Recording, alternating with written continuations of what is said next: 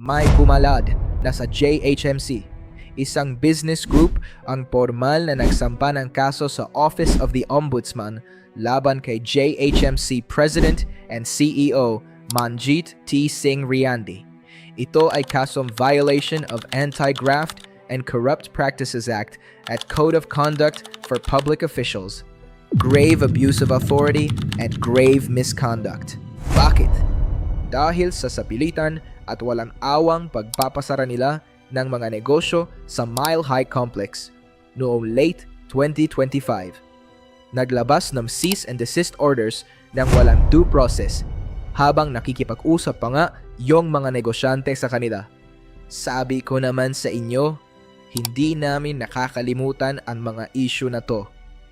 Ang bibilis niyong magbalayas at magpasara ng business establishment sa Mile High noon, di ba? Walang prior notice, ginalaw pa daw yung mga gamit at equipment ng walang formal turnover o joint inventory. Grabe kayo, ni hindi nyo nga ata naisip yung dami ng mga kapwa nating Pilipino at taga Baguio na nawalan ng trabaho dahil sa ginawa ninyo eh. Ang malaking sampal pa, pinalayas nyo ang mga lumang tenants na nagbibigay ng trabaho. Tapos biglang may makikita tayo na bago, yung Pugon by Amare Restaurant na itinayo at nag-ooperate ngayon sa loob ng Camp John Hay. Bilis nyo, BCDA at JHMC ah. Ano yan?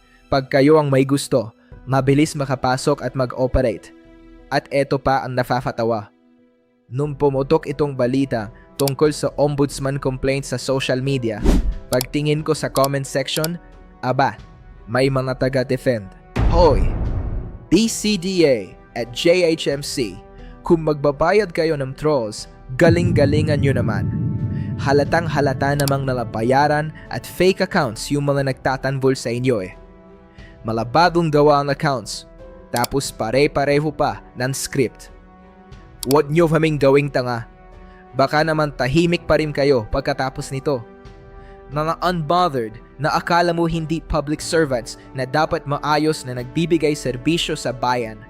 Kaya, sa mga kapwa ko taga Baguio at sa lahat ng mga naniniwala sa advocacy natin, huwag nating ipagsawalang bahala na hindi lang Baguio City Council ang nagrereklamo sa mga ginagawa nila.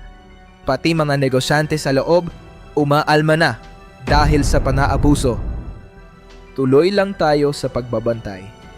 Huwag nating hahayaang paikutin tayo ng mga paid trolls nila.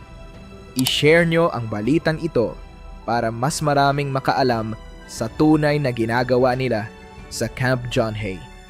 Panahon na para magbayad ang mga umaabuso sa lupa natin. Hustisya para sa Baguio.